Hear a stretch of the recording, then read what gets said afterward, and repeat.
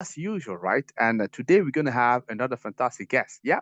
So we're free to have Sonia Dunlop joining us today. Probably asking yourself, who is Sonia Dunlop? Well, she has been recently appointed as the new CEO of the Global Solar Alliance. Do you know that?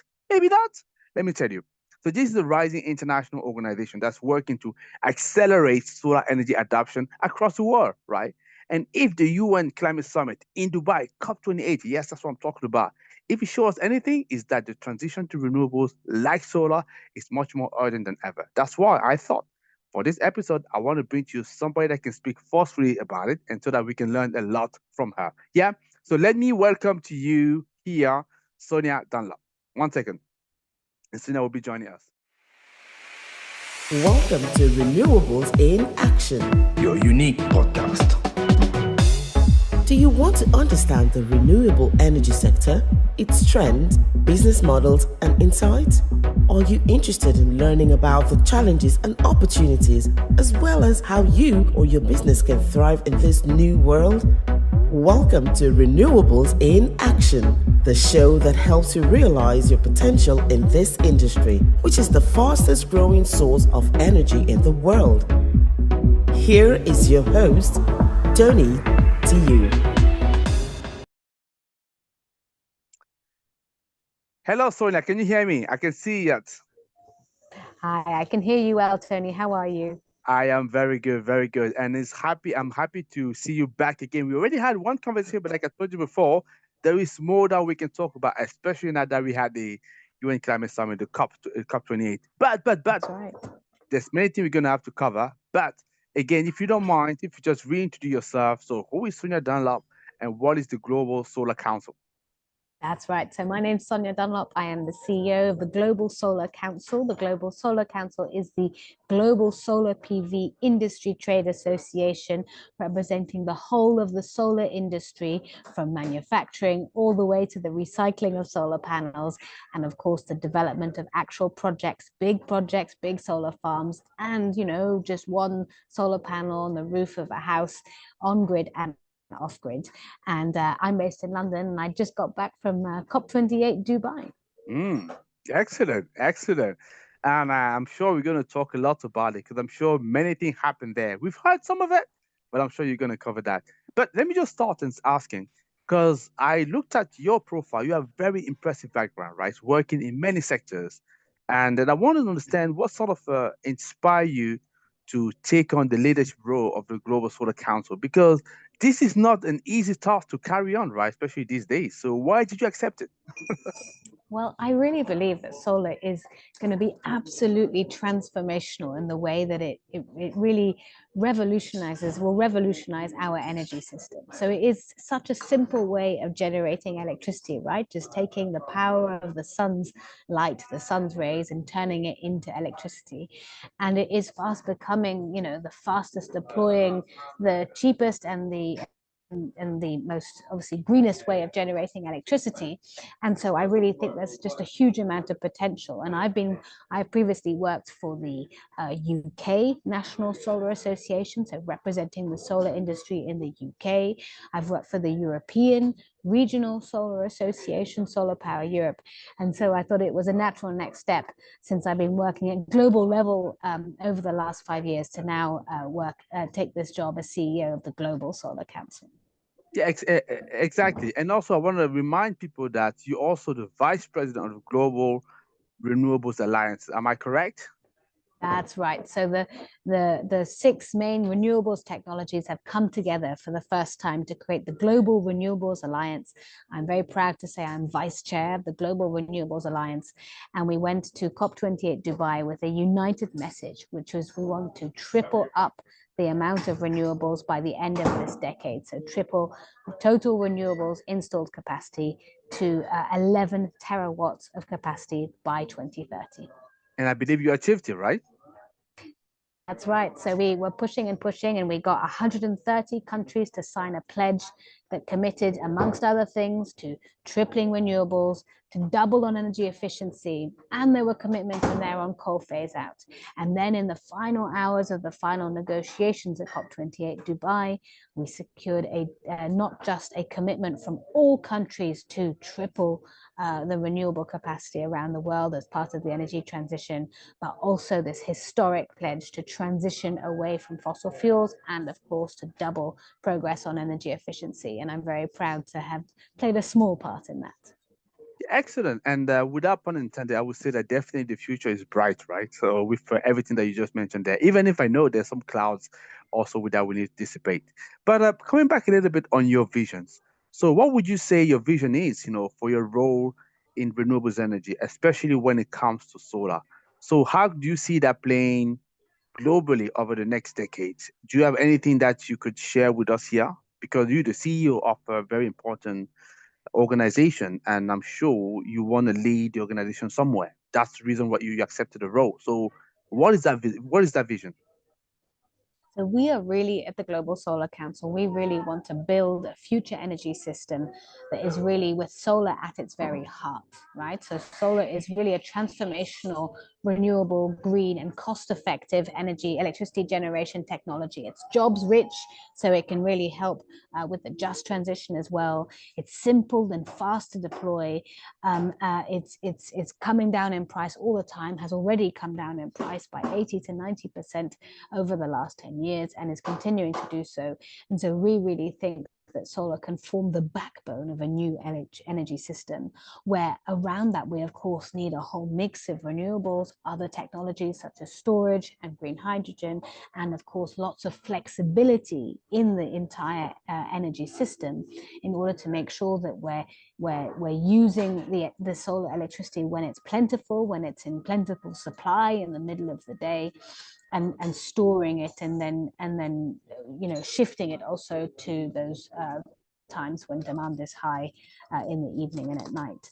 And so that's our vision. We think that the forecast in terms of solar PV deployment is very optimistic. So we think we can easily, by the end of this decade, get to 6, 7, even potentially more terawatts of solar PV deployment around the world, and we see huge potential in many of the different markets around the BRICS countries and across the developing world as well.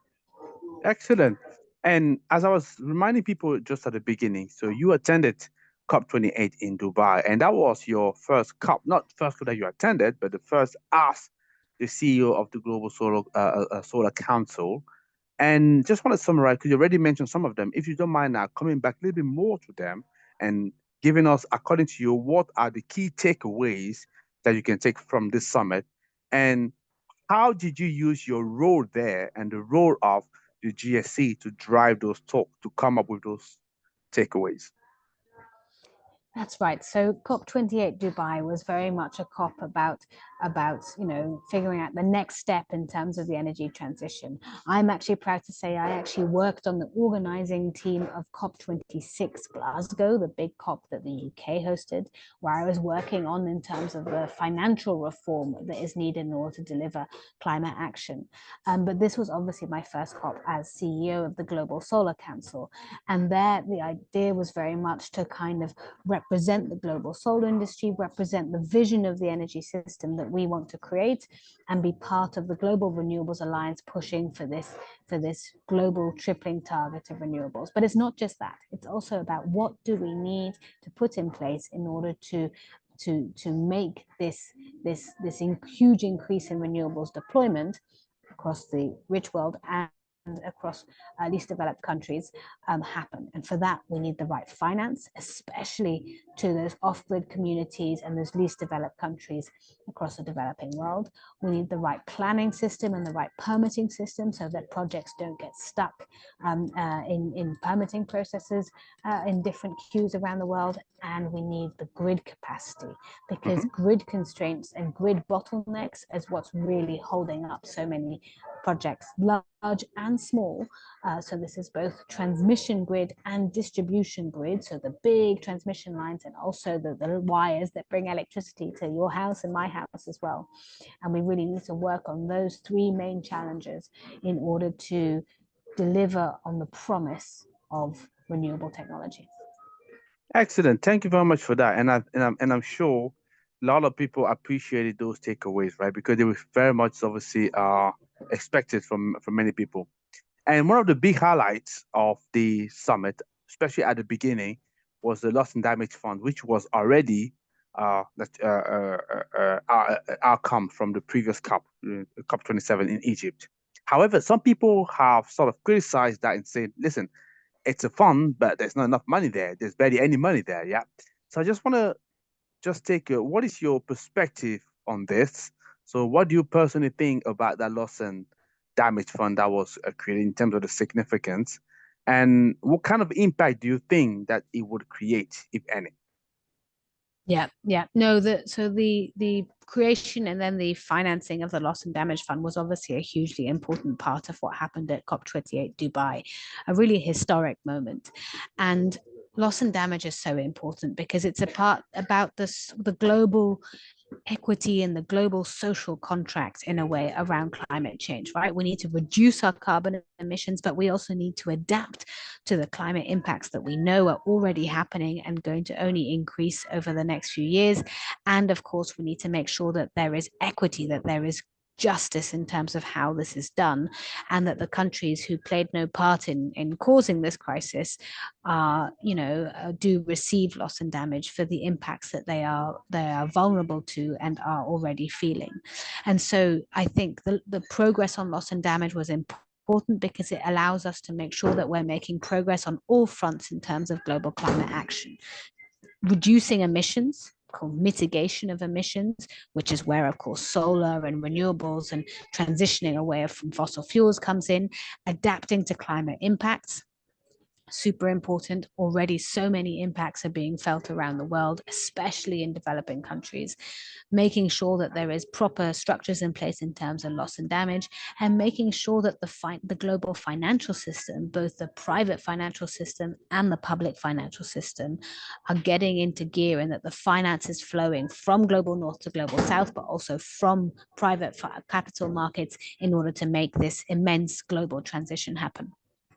Excellent. And I think I will share your enthusiasm about that. I think it's a step in the right direction. Yes, there's still a lot more money that could go there, but at least as now we can talk about something that exists as opposed to something, first of all, that was in the wishing list, which is what we were struggling with before. So I just want to move you to another question, key question that I have in here, and I just wonder whether you can sort of help me tackle that. And I want to talk about some aspect of the talk that I thought was very encouraging. The fact, oh, maybe not, it depends. The fact that there is a lot of people attending the COP. I think it was one of the most well, if not the most well attended COP compared to That's right. others. But there was also a lot of lobbyists from the fossil fuel. So how do you take it from yourself for yourself? So what would you say about that? So is it something expected, not expected? So yeah, what would you say?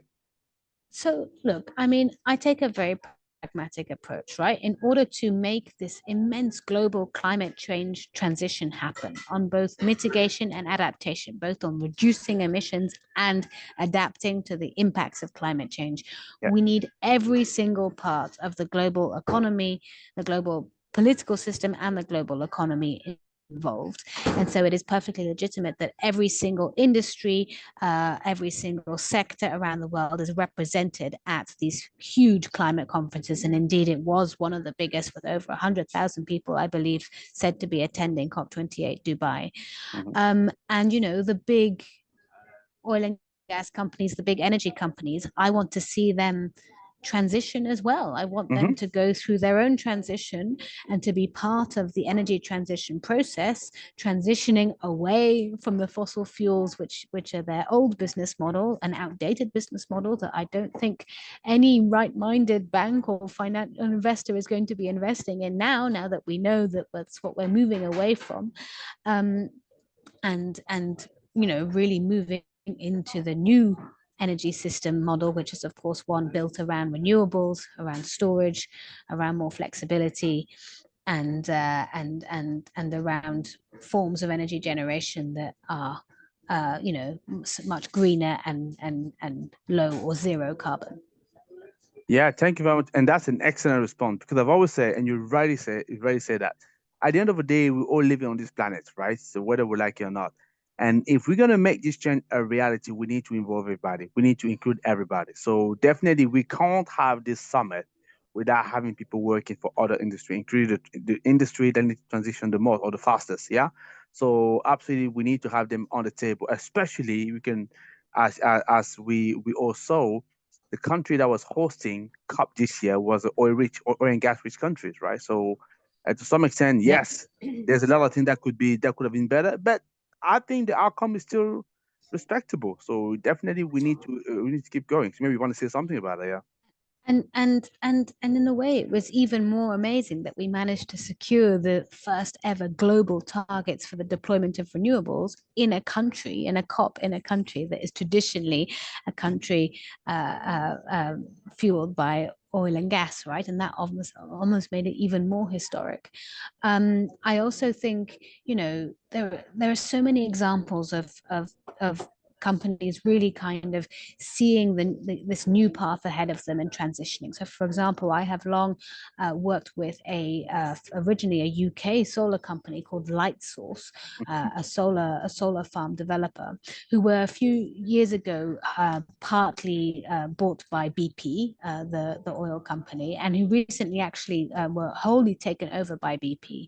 But now one of the world's leading solar farm developers, and almost in that very company have embodied the whole kind of energy transition that we're trying to achieve, right? From an old oil and gas company to the solar company that they've now taken over. So there's lots of great examples like that of big electricity utilities really being some of the biggest developers of solar and wind and other renewables around the world.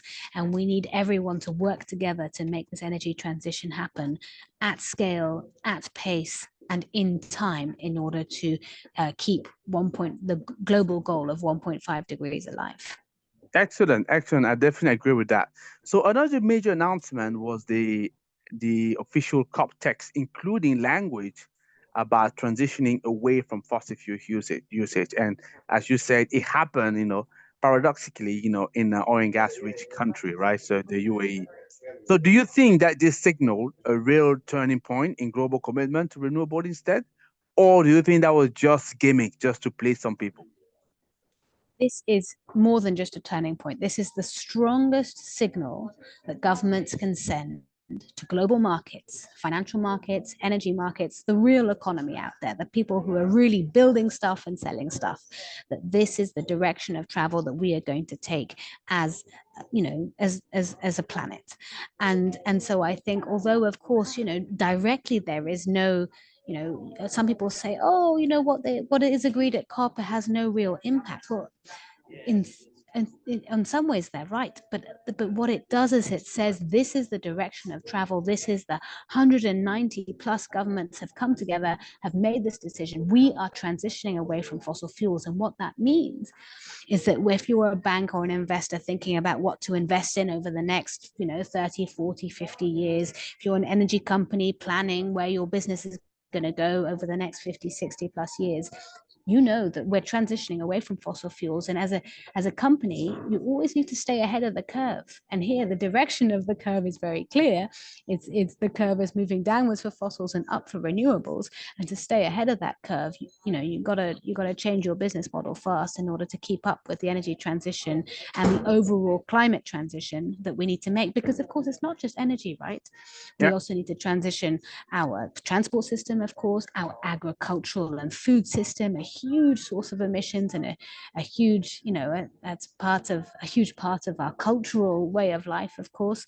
And we also need to look at other sources of emissions such as methane and so on. So there's so much that needs to happen. And what the COP does is it sends a signal to the market as to what direction we're heading in, and then everyone else can plan and adjust accordingly. Excellent. So, with the new renewable energy generation and efficiency targets set out for 2030, what role do you see your organization, talking about the Global Solar Council, playing, to drive rapid solar adoption and innovation globally? So, what are you going to be doing there? Yeah. Yeah, so we want to really grow the Global Solar Council as the World Solar Industry Trade Association, so that we want to really unite the whole of the global solar PV industry, all the major companies, the manufacturers, the big project developers, the financiers, and so on, to really speak with one voice and then together tackle the challenges and the barriers that are still in our way in order to get to that global tripling target and beyond. So we really want to work on how can we get more finance into solar, particularly into those small solar projects in the least developed countries, in developing countries where the finance is not reaching at the moment and where the cost of capital is too high. We really want to tackle the grid congestion and the grid problems that are really holding back so many projects around the world, making sure that that's not just about building more grid, which is important but slow to deliver, but also making sure that we're putting in enough storage and enough and a good balanced mix of renewables technologies, and also in building in as much flexibility into electricity systems as possible in order to overcome those grid problems. And we also want to be working on the planning system and the permitting system to make sure that essentially that the system for permitting a solar installation is sort of is proportional to the size of it, right? You obviously need to go through different checks and due diligence processes for 50 gigawatt solar, 50 megawatt solar plan than you do for, if you're putting 3 or 4 solar panels on the roof of your house, for example. And so we need to make sure that the processes and planning processes are commensurate to the size of the installation. Excellent. So you and I know one thing: money plays a big role, yeah, in anything that we're doing. At the end of the day, we need people to put their money where their mouth is. So, who is funding the Global Solar Council, and are you getting enough support from them? Yeah, so we have companies who join as members and who pay annual membership fees. Then we have both national and regional solar trade associations from countries all over the world. One of our most recent members is actually the Solar Association of Paraguay and Latin America. We have the Solar Association of Malaysia, of Europe, of different countries around the world, China and the US as well, who are involved, who pay their membership fees as well. And then we also get a bit of support from foundations working on energy transition issues and who really see the opportunity to really sort of support the global rollout of solar PV around the world. But I'm really looking to grow this organization. I think the potential is absolutely immense. And so I think, in order to really be able to represent the solar industry and make sure that we are well organized as a sector, I want to really try and grow the Global Solar Council into something bigger, something even more kind of professional, and really be able to work on communications, on market analysis and policy analysis, and really provide our members with a good service in terms of showcasing all the amazing work that they're doing and being able to promote them and help them grow further. Excellent.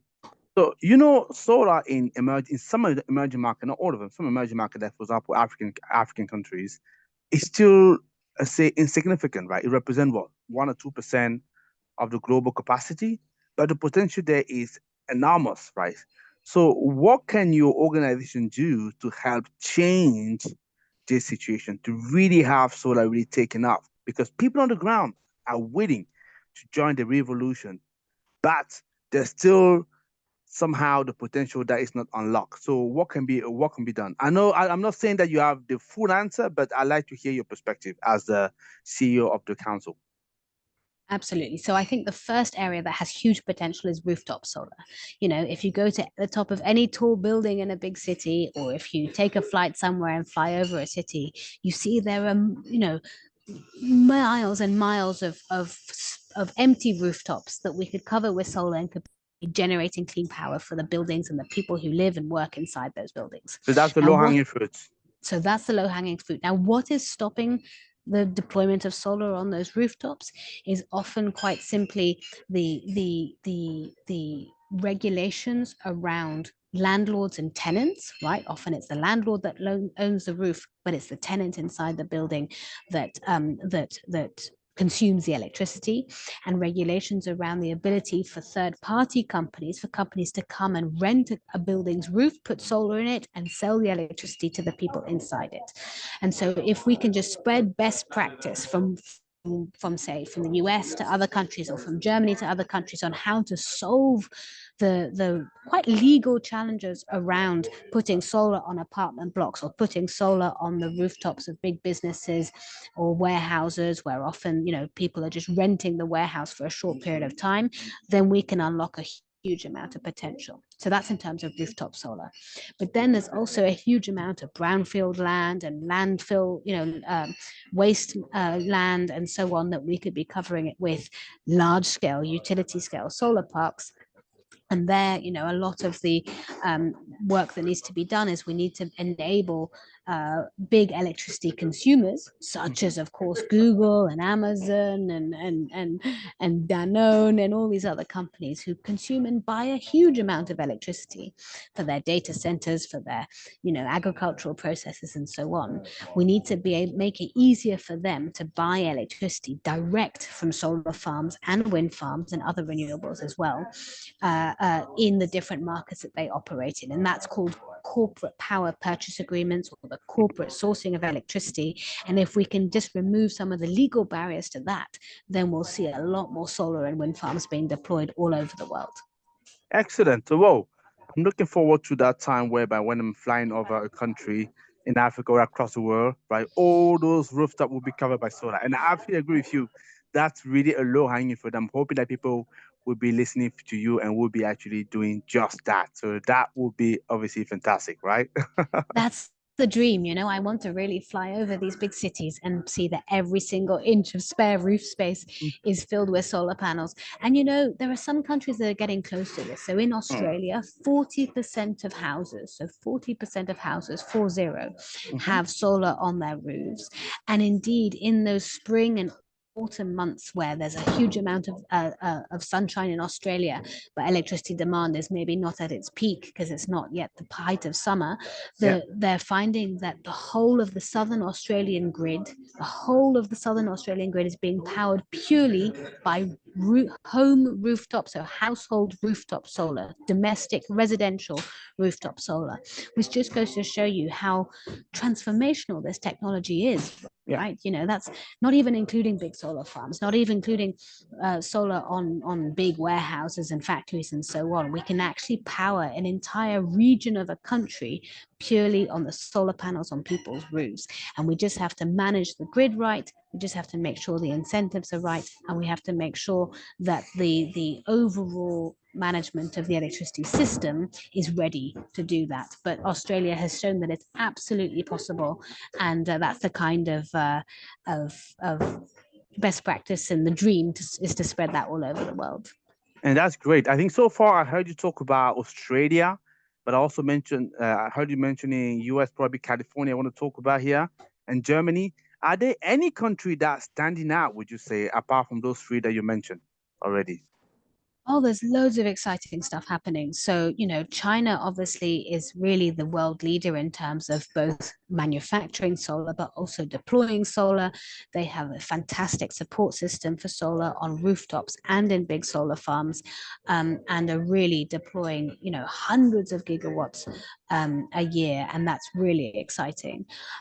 We also have seen that you mentioned California. So California has a fantastic new law which is said that every single new building that is built, whether it be a small house or a massive big apartment block or business or work business office skyscraper or something, has to have solar on the roof. So that's already taking us another level.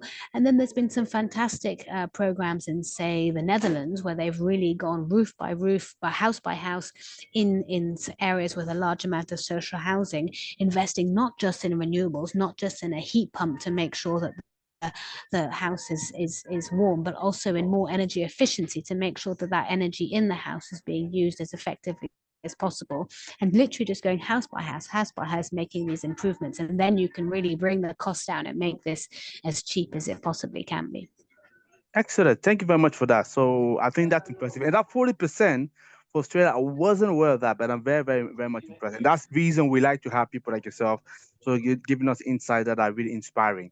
So I'd like to finish up this conversation that we had, the beautiful conversation, I must admit, on a sort of a personal note. Yeah, because as I say, you are the global CEO of an organization which is the Global Solar Council, and taking a lot of importance these days, especially after the targets that has been achieved at COP28, tripling renewable energy and solar with by 2030. So definitely lots of work for you there, and also the vice president of the Global Renewable Alliances. I mean, suffice to say that your days are busy. I'm not sure whether you're going to have Christmas like us, but let's see. But I just want to say, so obviously you also, I believe I understand, a mother. So I want to know, how do you manage, work-life balance and with your various responsibility, and what kind of advice would you give to other aspiring women looking at those leadership positions that are sometimes male dominated?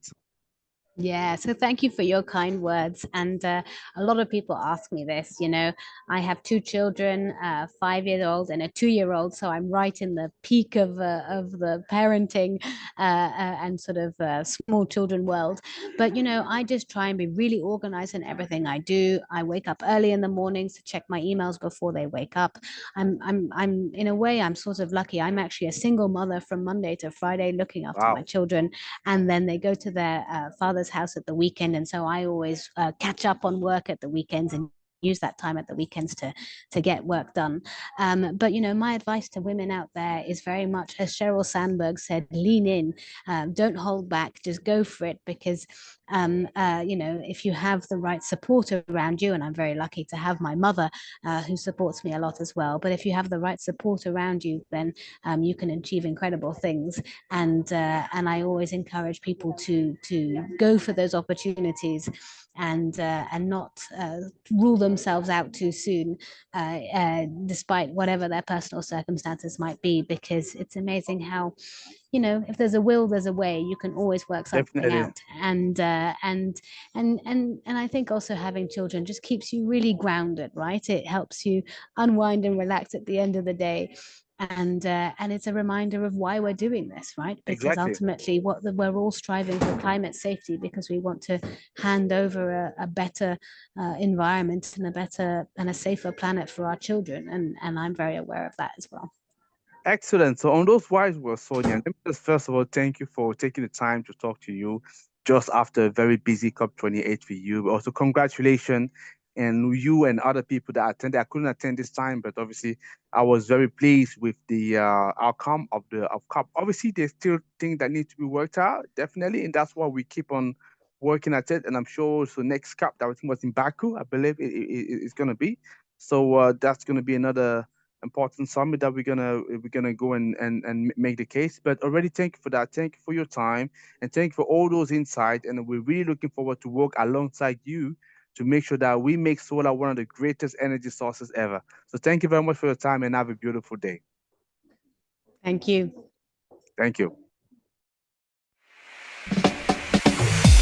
Thank you for tuning in and listening to this episode of Renewables in Action.